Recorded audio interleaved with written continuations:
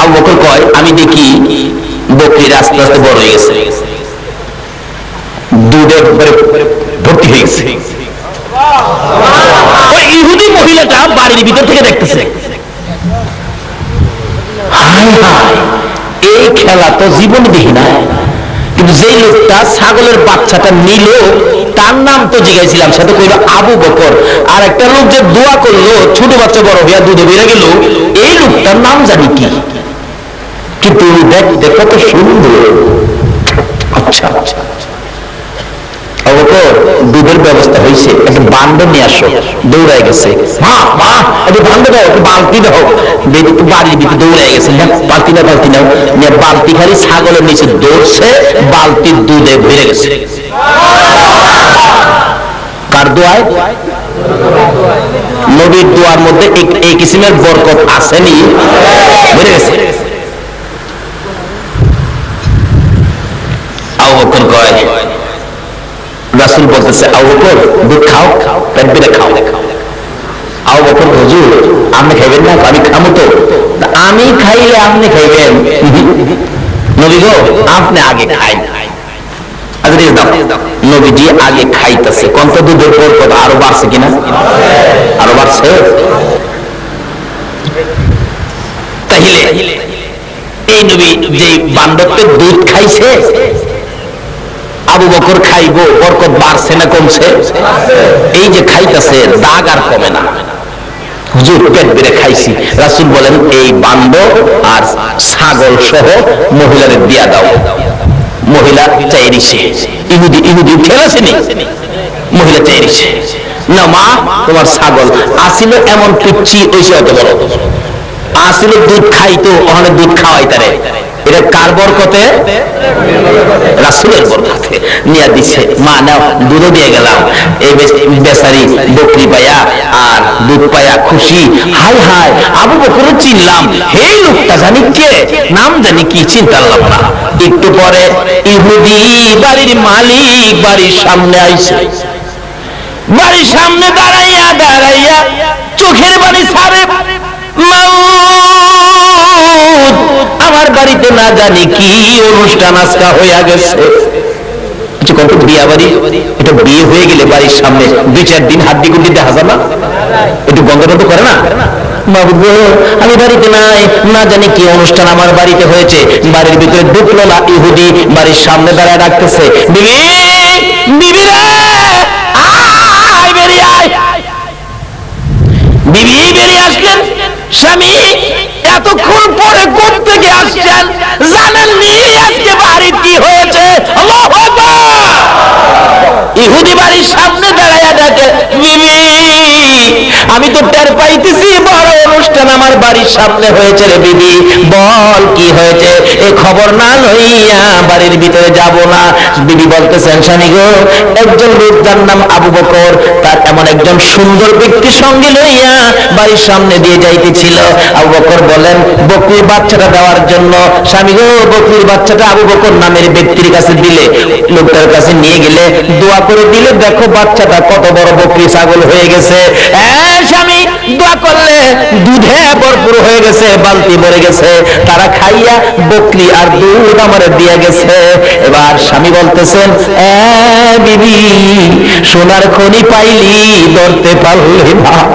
বিবি গো কে আসছিল জানি, টের পাইছো নি, ধরতে পারলে না, বুঝতেই পারলে না। যিনি তোর বাড়ির সামনে কাণ্ড কারখানা করেছে ইনি হলেন আখিরি নবী রাহমাতাল লিল আলামিন। বিবি গো বলে দে এই নবী কোন রাস্তায় গেছে গো? বিবি বলে দে আমার কলিজা মানে না, আমার মন মানে না। ইহুদি ডাকতেছে, বিবি বলে দে কোন রাস্তায় গেছে? ইহুদির স্বামী বিবি বলতেছেন, স্বামী গো পিছনে দৌড়াইয়া যাইয়া আমার নবীর পাশে দাঁড়াইয়া চিৎকার মারছে, ইয়া রাসূলুল্লাহ আমি ইহুদি আপনার পাশে দৌড়ে আসলাম। হুজুর যেই বাড়ির বকরির থেকে দুধ খাইছেন আমি সেই বাড়ির মালিক।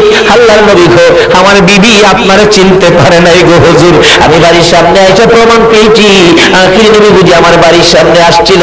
বিবির কাছে ঘটনা জানতে চাইয়া রাস্তা পাইয়া আপনার নবীর পাশে আসছি, আর দেরি করতে রাজি না, আমারে কালিমা পড়াইয়া দেন, মুসলমান বানাইয়া দেন। জোরে জোরে কান সুবহানাল্লাহ।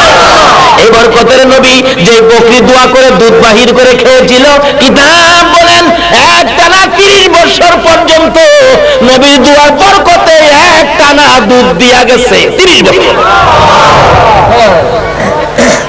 আবু বকর বলেন আমি ছিলাম নবীর সঙ্গী, নবীর সঙ্গী হইয়া আবু বকরের লাভ হলো না লস হলো? যাইতেছে মদিনা যাবে, যাই হোক মদিনার সীমানায় যাওয়ার সময় বহু ঘটনা ঘটেছে, এখানে ওয়াজ করলে 2 ঘন্টা। এই আবু বকর হিজরত করেন, নবীর সঙ্গী ছিলেন আবু বকর। বলতেছিলাম এই আবু বকরকে মসজিদে নববীর বারিন্দায় দরজার মধ্যে পরীক্ষা চলছে, খেয়াল আসেনি কথা না? পরীক্ষা করতেছে কে? জিবরাইল, মানুষের বেদ ধরে।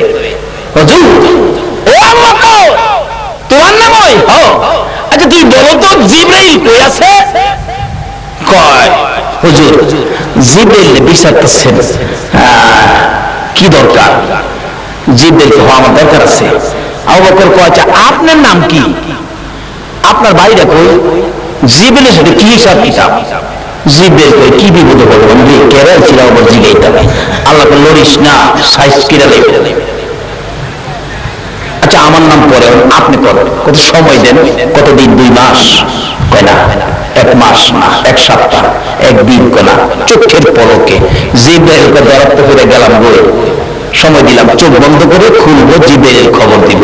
যে বেহেশত 2 মাস 600 নূরের পাখা বাইরাইয়া জিবরাইল একটা জানালা শেষ করে একটা কোনা দেখতে শেষ করতে পারে নাই, সেই বেহেশতের খবর কিভাবে নিব এটা আল্লাহ বুঝাইতেছে। আবু বকর চোখ বন্ধ করছে, চোখ খুলছে, কি ব্যাপার? জিবরাইল গেল বলি ভাই সাহেব আপনি একটু খারণ, আপনি খারণ। কারণ কি আবু বকরের সন্দেহ হইতেছে জিবরাইল খুঁজলাম কোথাও দেখি না, তো এলার আগে ধরে লই কারণ আল্লাহর আরশে গেলাম, জিবরাইল নাই। 8টা জান্নাত কোনা কোনা ঘুরে দেখলাম। সুবহানাল্লাহ কইতেন না? জিবরাইল 600 নূরের পাখা 2 মাস চালায়া একটা কোনা দেখতারছে না, একটা বেহেশতের।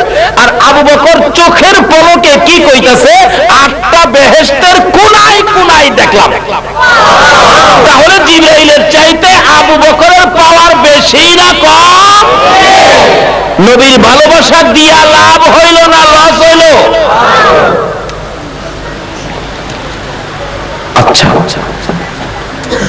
পাইলাম না তো, বেহেশতের কোথাও জিবরাইল নাই, আরশে নাই, কুরসিতে নাই, লৌহ কলমে নাই, কোথাও নাই। দুজখের ভিতরে গেলাম, দুজখের ভিতরে কে গেল? দুজখের ভিতরে গেল আবু বকর আগুনে ধরলো না। আচ্ছা আগুনে কি হবে না?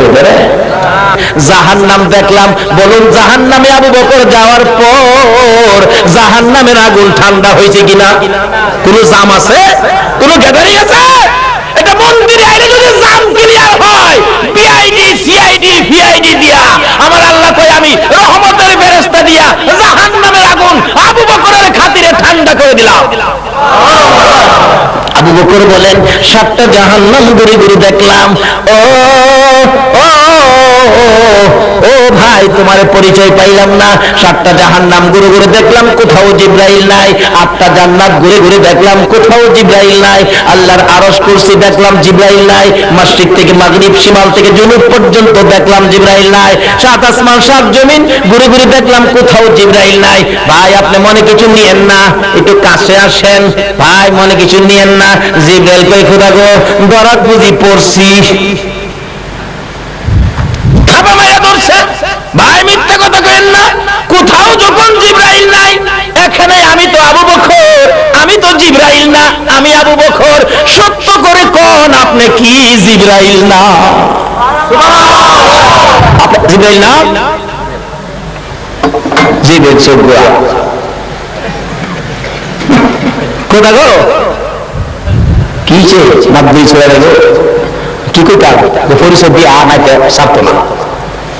নিজের সুরত ভাই ঘিরা আবু বকর সাইরা দেন আমি ওই জিবরাইল। কত মাতবরি কথা আছে, আমার কোন ঘুরাইছো কি লিখে আগে বুঝালে সাইরা দেন। আজকে মাইকটা গেলাম আখিরি নবীর উম্মতের পাওয়ার যে জিবরাইলের চাইতেও যেই বেহেশতে আমি জিবরাইল 600 নূরের পাখা চালায়া 2 মাসে একটা কোণা দেখতাম না। এই নবীর উম্মত বিজলি আকারে চোখের পলকে 8টা জান্নাত দেখার ক্ষমতা রাখে। বরকতটা হলো নবী মুহাম্মদুর রাসূলুল্লাহ সাল্লাল্লাহু আলাইহি ওয়াসাল্লাম। এই নবীর নাম আল্লাহ নিজে রাখছেন রাহমাতাল লিল। এই রবিউল আউয়াল চাঁদে নবী দুনিয়ায় আসছে, আসার সময় আল্লাহ সব দরজা রহমতের খুলে দিয়েছেন। আবার এই চাঁদের নবী দুনিয়ার জমিন থেকে বিদায় হয়ে গেছেন। বিদায় যেদিন হবেন আমার নবী মা আয়েশা সিদ্দিকা রাদিয়াল্লাহু তাআলা বলেন, আমি তো দূরে বসে বসে কাঁদি, নবীজির অবস্থা কেমন দেখা যায়। খাতুনে জান্নাত ফাতেমাতুজ জাহরা বলেন, আমি আমার বাবার পাশে ছিলাম। ফাতেমা বলেন, আমি আমার বাবার পাশে ছিলাম, এমন সময় ডাকতেছে ঘরের মধ্যে, দরজার মধ্যে কে যেন ডাকতেছে। কে? হুজুর আমি। আমার নবী বলেন, ফাতেমা গো দরজা খুলে দে, ও ফাতেমা দরজা খুলে দে। ফাতেমা বলেন, আমি দরজা খোলার জন্য দরজার পাশে যাইয়া দেখি এমন একটা লোক দাঁড়িয়ে আছে, যার মাথাটা আকাশে, পাও দুইটা জমিনে। বাবা এই লোকটা কে? আমি জীবনে কোনোদিন দেখি নাই, আমার ভয় লাগে, আমি দরজা খুলবো না। আমার নবী বলেন, ফাতেমা গো দরজা খুলে দে গো, তার নাম মালাকুল মাউত আরজাইল। এখন আসছে, তুমি কিছুক্ষণের মধ্যে এতিম হইয়া যাইবা। আজরাইল ঘরের ভিতরে ঢুকলে নবীজির বুক মুবারকের উপর হাত রাখলে ডাকতেছে, আজরাইল একটু রাখো, একটু রাখো, আমার ভাই জিবরাইল আসো। সঙ্গে সঙ্গে জিবরাইল হাজির। জিবরাইল নবীর চোখের পানি দেখে ডাকতেছেন, ইয়া রাসূলুল্লাহ কাঁদেন কেন? ও জিবরাইল কান্দি রে, আমি নবী যদি এই জগৎ থেকে বিদায় হয়ে যায়, আমার গুনাহগার উম্মতের কি উপায় হবে? আমার আল্লাহ বলেন, জিবরাইল আমার বন্ধুর কানে খবর দে, আমার বন্ধুর কান্না আমি সইতে পারি না। যা যা কথা দিলাম, আমার বন্ধু চলে আসলে আমার বন্ধুর উম্মতের পাশে সুখে দুঃখে আমি আল্লাহ সব খবরাখবর নেব। তারপরে নবী কান্দে। আমার আল্লাহ বলেন, জিবরাইল জিজ্ঞাসা করো কেন কান্দে? হ্যাঁ জিবরাইল আমার উম্মতেরা নিয়ে জাহান্নামে যায়। আমার আল্লাহ বলেন, বন্ধুকে কথা দিলাম তোমার উম্মতকে জান্নাতি না বানাইয়া দুনিয়ার জমিন থেকে আমি আল্লাহ আনবো না। এরপর নবী কান্দে। আমার আল্লাহ বলেন, বন্ধু গো এখন কেন কান্দো? ও জিবরাইল আমার বন্ধুর বলে দে, এই বিদায় মুহূর্তে যখন আমার বন্ধু কান্দে, আমি আল্লাহ কথা দিলাম গো, যতক্ষণ পর্যন্ত তোমার একটা উম্মত বাকি থাকবে ততক্ষণ পর্যন্ত আমি আল্লাহ মাফের দরজা বন্ধ করব না, আমি আল্লাহ জান্নাতের দরজাও বন্ধ করব না। বলতেছিলাম যে নবীর আগমনে রহমতের দরজা খোলা, যে নবীর বিদায় মুহূর্তে উম্মতের মাফের দরজা খোলা। এই নবী পাইয়া লাভ হলো না লস হলো? নবীজির বুক মুবারকে জিবরাইল হাত দিলেন কোরআন শরীফের বিধান পালন করার জন্য। যদিও নবী মৃত্যুবরণ করেছে, আমাদের মতো মৃত্যু নবী হয় নাই। কি বলেন? আমাদের মতো হয়েছে? মৃত্যুর খবর ছড়ে গেছে, নবী ইন্তেকাল করেছে। হযরত ওমর বলেন, আমি দৌড়ে গেলাম নবীজিকে দেখার জন্য, যা দেখি নবীজিকে চাদর দিয়ে ঘুরে রাখছে। আমি ওমর নবীজির মুখ মুবারকের চাদরটা সরাইলাম, চাদর সরাইয়া দেখি আমার নবীর দুইটা ঠোঁট এইভাবে লড়তেছে। আমার নবীর মুখের কাছে কানটা নিয়ে শুনি আমার নবী এখন উম্মতি উম্মতি বলে কান্দে। বলুন, মানুষ মৃত্যুবরণ করলে কি আর ঠোঁট নড়ে? কানতে পারে? বাইরে এলেও নড়ে না। আমার নবী ঠোঁট নড়ে। আমাদের মতো মৃত্যু আমার নবীর হয় নাই, শুধুমাত্র একটু আইন পালন করেছে, একটু সিস্টেমটা খালি দেখাইছে। কোরআন সত্য, যেহেতু আল্লাহ বলেছেন কুল্লু নাফসিন যায়িকাতুল মাউত। জিবরাইল আমার নবীর বুকের উপর হাত দিয়ে বসলে এমন সময় আমার নবী ডাকেন, জিবরাইল ও জিবরাইল আমার বুকে হাত লাগাইছো, আমি নবী এত কষ্ট পাইতেছি। মন বলে সাত আসমান সাত জমিন যদি আমার বুকের মধ্যে চাপাইতি আমি এত কষ্ট পাইতাম না। রে জিবরাইল এই কষ্ট যদি আমার উম্মতের দেয় রে, আমার উম্মতেরা কেমনে সইব? আমার নবী ডাকেন, আজরাইল রে আজ থেকে কিয়ামত পর্যন্ত আমার গুনাহগার উম্মতের জান খানদান করার ব্যথা কষ্ট আমার উম্মতের দিস না। সকল ব্যথা আমি নবী মুহাম্মদুর রাসূলুল্লাহর বুকে চাপাইয়া দে। যেই নবী উম্মতের ব্যথা বুকে লইয়া মদিনার রওজায় শুইয়া এখন উম্মতি উম্মতি বলে কান্দে, সঙ্গে সঙ্গে জিবরাইল বলেন, ইয়া রাসূলুল্লাহ বাজেট হয়ে গেছে। কি বাজেট? আপনি উম্মতের ব্যথায় দরখাস্ত করেছেন, আল্লাহ কবুল করেছে। জিবরাইল ঘোষণা দেন, হুজুর গো আজ থেকে কিয়ামত পর্যন্ত আপনি নবীর উম্মত যারা হবে, আজরাইল আপনার উম্মতের জান খানদান করার সময় একটু কষ্ট দেবে না, একটু ব্যথাও দেবে না। বাচ্চা যেমন মার স্তনের দুধ খাইয়া ঘুমাইয়া যায়, আপনার উম্মতের জান খানদানের অবস্থাটা ঠিক এমনই, খাইতে খাইতে বাচ্চা ঘুমায়। আপনার উম্মতের আগো এমনি করে মৃত্যুর কোলে ঘুমাইয়া যাবে, একটু কষ্ট তারা পাবে না। এই কিসিমের বাজারগুলি হয়েছে নবীর বরকতে, নবীর উসিলায়, এই নবীর উম্মতের। কাজী আসুন নবীর পক্ষে থাকি, নবীর উম্মত হই, নবীকে চিনি, নবীর প্রেম আর ভালোবাসায় জিন্দেগি করি। আল্লাহ আমাদেরকে এই কিসিমের সকল বরকতের ভাগী করবেন। রাত্রি অনেক হয়ে গেছে, আসুন দোয়া করে আল্লাহুম্মা আমিন। রব্বানা যালামনা আনফুসানা ওয়া ইল্লাম তাগফির লানা ওয়া তারহামনা লানাকুনান্না মিনাল খাসিরিন। রব্বিরহামহুমা কামা রাব্বায়ানি সগীর। রব্বুল আলামিন, রবিউল আউয়াল চাঁদ, নবীর আগমনের চাঁদ, নবীর বিদায়ের চাঁদ। আমরা গুনাহগার, মিলাদুন নবী মাহফিল আদায় করে হাত বাড়াইছি। তুমি যার প্রেমে সব বানাইছো, যার উপর দুরূদ সালাম প্রেরণ করতেছো, আমরা সেই নবীর উপর দুরূদ সালাম ও মদিনা পাঠাইছি। আমাদের দুরূদ সালাম গুলো পাখির মতো উড়াইয়া উড়াইয়া দয়ার নবী মায়ার নবীর রোজা ধারে পৌঁছাইয়া দাও।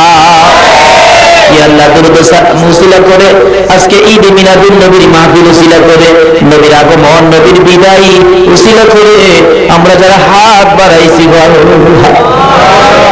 আমাদের সকলের জীবনের গুনাহ ক্ষমা করে দাও। এই নবীর জন্য যদি এত কিছু করতে পারো, তুমি কি আমরা মাফ দিতে পারো না? আল্লাহ কার জীবনে কত গুনাহ, হিসাব জিগাইও না। হিসাব যদি জিগাও আমরা লজ্জা পাবো, হিসাব দিতে পারবো না। আখির নবীর উম্মতের লজ্জা দিলে তোমার কি লাভ হবে গো আল্লাহ? হিসাব জিগাইও না। কে নামাজি কে বেনামাজি কাউরে কিছু কইও না, কে মেয়ে কে পুরুষ কাউরে কিছু জিগাইও না। আজকে মিলাদুন নবীর খাতিরে আমাদের সবাইকে তুমি মাফ করে দাও। আজকের কমিটির সকল যুবকদেরকে তোমার কুদরতি হাতে আমানত করলাম। আল্লাহ গো, তুমি সবাইকে হেফাজতে রাখো। মাহফিলের উসিলায় সকলের গলায় নবীর প্রেমের মালা পরাইয়া দাও।